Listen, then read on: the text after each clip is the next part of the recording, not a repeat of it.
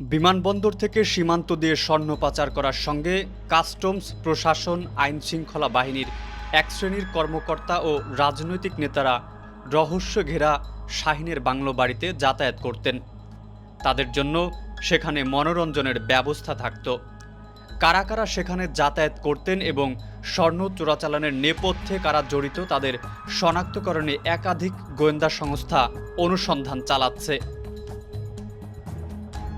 সূত্র জানায়, ২০০৭ সালে চুয়াডাঙ্গার লোকনাথপুর এলাকা থেকে ১২ কেজি ৯৫০ গ্রাম স্বর্ণ আটক করে তৎকালীন সীমান্তরক্ষী বাহিনী বিডিআর। চোরা কারবারিরা নিশ্চিত হয় যে দর্শনা শ্যামপুরের সিএন্ডএফ ব্যবসায়ী সাইফুল ইসলাম স্বর্ণগুলো ধরিয়ে দিয়েছে। ওই ঘটনায় টার্গেট কিলিংয়ের শিকার হন সাইফুল। তিনি নিজেও স্বর্ণ চোরা কারবারিদের সিন্ডিকেটে যুক্ত ছিলেন। ওই হত্যা মামলায় আনার সহ আসামি করা হয় ২৫ জনকে। কুষ্টিয়ার চরমপন্থী নেতা মুকুল, শাহিন, রুমি, ঝিনাইদহের চোরা কারবারির পরিতোষ ঠাকুর এবং আনার সহ ১৯ জনের বিরুদ্ধে পরের বছর আদালতে অভিযোগপত্র দেয় পুলিশ। এরপর তিনি ইন্টারপোলের মোস্ট ওয়ান্টেডের তালিকাভুক্ত হন।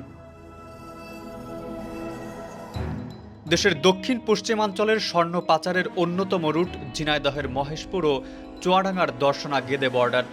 এই অঞ্চলের মাদক, স্বর্ণ হুন্ডি ও চোরাচালান নিয়ন্ত্রণ করতেন আজিম ছাড়াও সাবেক ২ সংসদ সদস্য ও বড় ২ ব্যবসায়ী।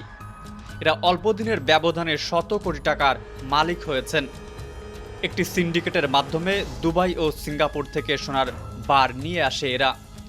শাহজালাল আন্তর্জাতিক বিমানবন্দর ও সিলেট বিমানবন্দর থেকে ছাড় পাওয়ার পর তাদের অর্ধশতাধিক সুন্দরী নারী ও পুরুষ লেবার হিসেবে বাস ও ট্রেন যোগে ঝিনাইদহের মহেশপুর ও চুয়াডাঙ্গার দর্শনা বর্ডার দিয়ে ভারতে পাচার করে এসব স্বর্ণ।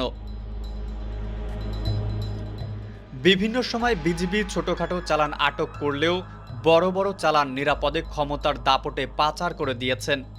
প্রশাসনের পদস্থ কর্মকর্তা, পুলিশ ও ক্ষমতাধর সাংবাদিকদের অর্থ দিয়ে নির্বিঘ্নে চলে এই ব্যবসা। তারা এতই ক্ষমতাধর যে কেউ তাদের বিরুদ্ধে মুখ খুলতে সাহস করেন না। মুখ খুললে হতে হয় খুনের শিকার অথবা গুম। গত ১৭ জানুয়ারি বাঘাডাঙ্গা গ্রামে প্রকাশ্য স্বর্ণ চোরাচালান তথ্য প্রদান করায় গুলি করে হত্যা করা হয় ২ জনকে।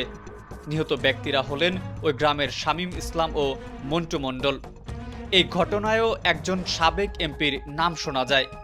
এই জোড়া খুনের ঘটনাস্থানীয় মহেশপুর থানায় পৃথকভাবে ২টি হত্যা মামলা দায়ের করেন নিহতের পরিবার।